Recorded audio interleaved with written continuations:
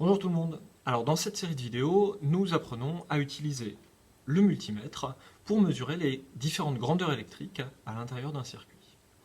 Alors dans cette vidéo, nous allons nous intéresser à mesurer l'intensité dans le circuit à l'aide de la fonction ampère-mètre du multimètre.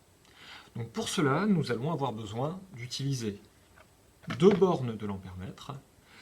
La première borne, il s'agit de la borne COM, sur laquelle je branche un fil noir.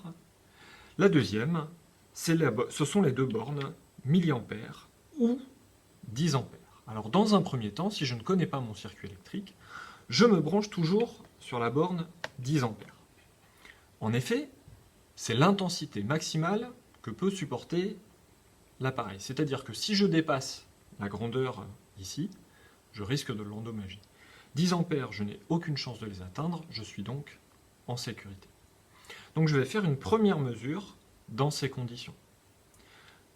Pour réaliser cette mesure, je vais placer mon curseur sur l'indice ici 10 ampères.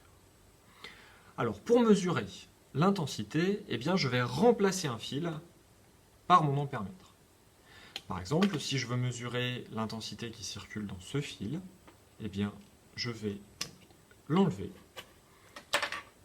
et le remplacer. Pour le remplacer, je branche toujours la borne ampère du côté du plus de la pile et la borne COM du côté du moins de la pile.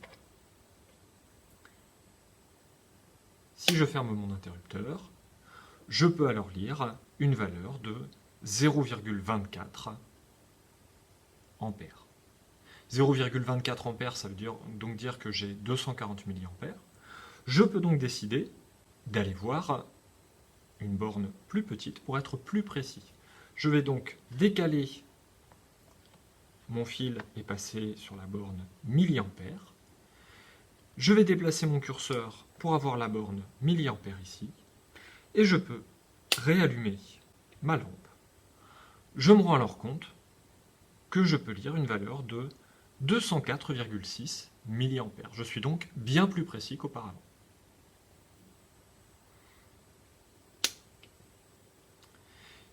Là encore, si je me suis trompé au niveau des bornes et que j'ai inversé les deux bornes, lorsque je mesure le courant, j'ai un signe moins devant qui m'indique que le courant circule dans l'autre sens et que j'ai donc mal réalisé mes branchements.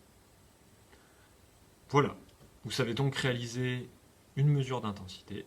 Il suffit de remplacer un des fils par l'ensemble des deux fils branchés sur l'ampère-mètre. Bonne journée à toutes et à tous.